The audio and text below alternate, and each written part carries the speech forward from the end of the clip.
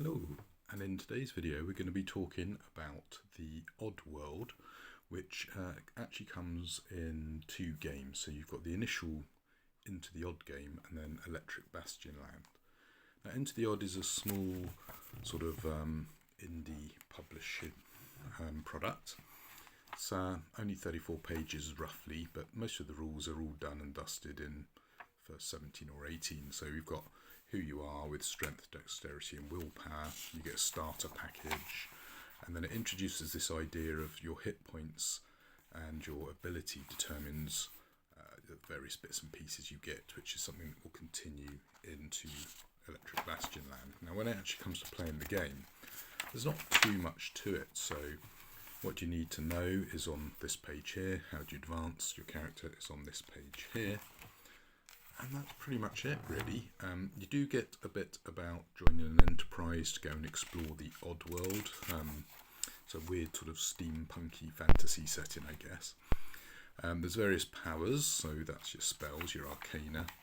And we then get a nice example of play coming up as well, but a bit more about arcana. So 1, 2, 3, is it 4 pages? I think it's 3 pages. Then we get running the game, then we go into encounters, treasure and monsters, traps, obstacles, and then we get sort of like a DM section with adventures.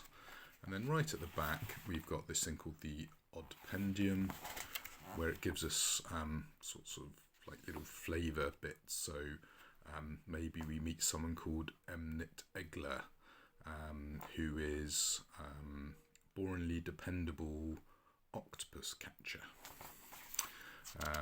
So very odd setting, hence the name.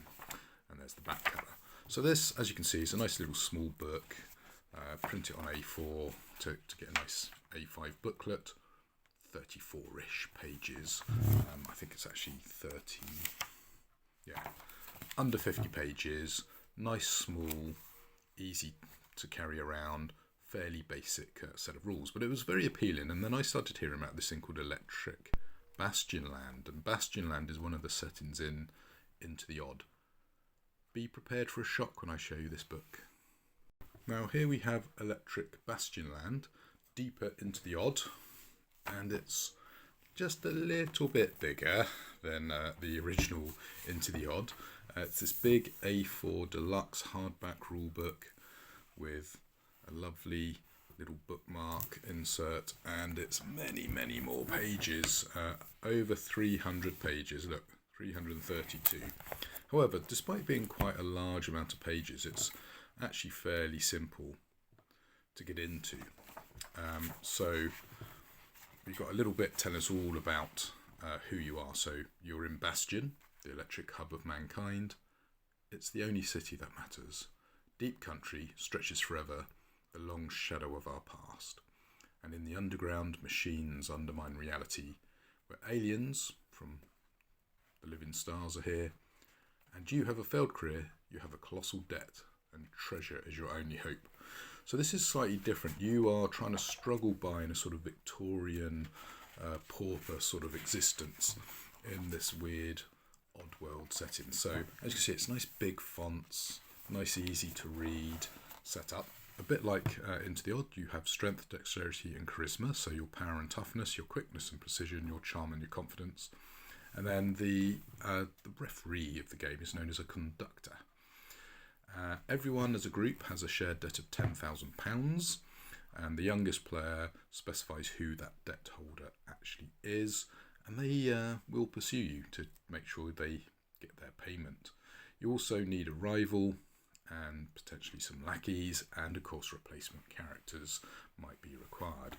So when you've got your lowest ability score and your highest ability score, you cross-reference that, and that will give you one of the failed careers, and there's loads of them, and that's why this book is so big. So you've then got a play in the game section, which is a couple of pages there, example of play, a couple more pages, some equipment. So armour is very simple, it's modern, crude or shield. Got some animals and other bits and pieces. You can also get some property and fighting machines. We then get into the meat of the product, which is this failed career. And let's just randomly flick to page 36, the VERMINATO. Every type of animal can be found in some corner of Bastion. When they were unwanted, you went to work. So you've got some sample names. If you're the youngest player, there's an idea of who you could owe your money to. There's what you get, what specialist gear you get based on how much money, and what creature couldn't you kill, which now accompanies you, which is determined by your hit points. And normally, the worse your stats or money, the better the items. So for example, if you've got 4 hit points, you'll get a Terramite, whereas with 2 hit points, you get a Maggot Prince.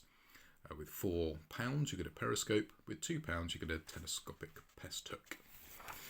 What those things do, sort of open to interpretation. As you can see, there's loads and loads and loads and loads of these failed careers. Where do they end? Right, hold on, keep going, keep going, keep going, and yes, so yeah, loads and loads of stuff. Here you go, page 235 is the last bit. So out of those 300 odd pages, you know, almost 150 of them, I guess, are failed careers, which are only really important to the actual character who, you know, is playing them. So you've then got the Conductor's Guide, which gives you a very nice way of setting things out, so how to prepare the game, and some random game inspirations using spark tables. So, for example, you might roll a spark of a distant island bodyguard. What does that mean? Well, that is an idea to build your adventure around. It talks about saves and how to be a good conductor. So be honest, be fair, and be confident. Do they take damage? When do they meet people? When will they fight? Some encounters, some luck tables. So returning to a past location. What's going to happen to that location? Then you've got your sort of plane of existence. So you've got Bastion in the middle, the living stars above, the underground below, deep country surrounding Bastion. And yeah, it's a world of oddities. One of the big things that people really enjoy about this is effectively you've got giant Muppets, which are these sort of weird mechanical living entities.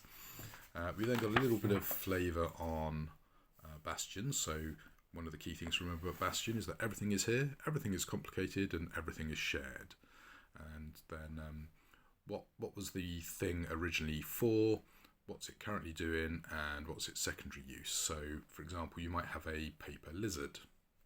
Well, you know, what was it meant to do? What's it currently doing, and what else can you use it for? So there's a lot of little setting information buried in all this sort of stuff. And there's a very interesting set of rules about setting up a map where you have locations joined by connections and various bits and pieces like that. So how do you get to places? Various touchstones to set you off. So maybe you have a activist radio revolution going on. How to map the deep, including water. There's a load of little tables to give you inspirations. Mockeries. These are like the Muppet type people.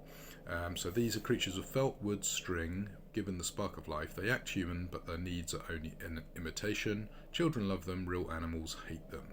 They have an innate talent for a task.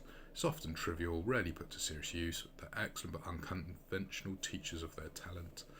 They like to know they're on stage, they move around, doing theatrically appropriate stuff, obviously, and they have a great sense of theatre, and they're known but despised.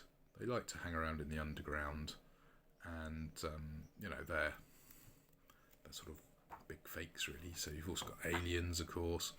So you've now got a little bit of a strategy guide for your players. So the various oddities, combat, why to call yourself conductor, so sort of design a note, some good traps, some example content. So let's skip through that. There's quite a few bits about that. Then on the back page, we've got the last word. So it's a role-playing game for anyone. It's, you know, trying to write it as, you know, how you would actually play it rather than sort of what you think it's going to play like versus what it actually plays like. It's actually not that complex despite being a big rule book, because effectively everything on this rule summary page is all you need to do. So roll a d20 equal or under your ability score. When you're unsure, use dexterity as a way of determining initiative. You've got to declare before rolling dice, if you're attacking. What else we got here? So we've got bulky items, we've got reaction, we've got morale, and then we've got effects of combat, the scars. So there's not really much to it. So it's actually a really light rule book, but it's because it's sort of almost like a setting book with lots of ideas and lots of clarity in this beautiful 2-page spread that makes it look so big and complex. But it's actually a pretty simple game. I need to read the rules because it's been a while since I read them, because I did originally get this as a PDF, but I've now got the physical book here, as you can see, because printing out this would just be impossible. However, to print out the main rules is pretty basic, up to page 16. So you're only printing the first 16 pages really to mainly know how to play the rules. Obviously, you then might want to know a bit about conducting the game, which is about 3 or 4 pages. But yeah, preparing the game 2, 3, 6. That's a pretty interesting section. So if I bothered to use my actual bit, hold on, preparing the game 2, 3, 6. Yes, there you go. So preparing the game. So think about the treasure they're trying to look for, trying to think about how they're going to get there, think who's going to stop them, consider ability scores and HP, think of some behaviours, get a checklist, create a nice, rich, detailed, layered description, create some threats, and think of the risk and reward. And that's pretty much it. And then you can then improve on all the stuff you've got. But make sure you have interesting choices. So give them information, give them choice, but make sure those choices have impact. So there you go. That has been a very quick look at a game I think you should really check out. So if you want a small, fun game, Into the Odd. If you want a small, fun game, but in a rather deluxe product, get Electric Bastionland. And to be honest, you don't really need Into the Odd to be able to understand Bastionland and vice versa. But obviously, it pays your money, it takes your choice. And I can't really recommend this enough. It's a brilliant game for a sort of surreal, fantasy, steampunky setting. And it's a beautiful version of the sort of stuff that independent RPG designers are doing. It's a lush product in this hardback format, which is available from Modiphius. And yeah, I can't recommend it enough. So if you like weird, wonderful, esoteric stuff, definitely check out these 2 products. Anyway, that will do for now. So until the next video, happy gaming.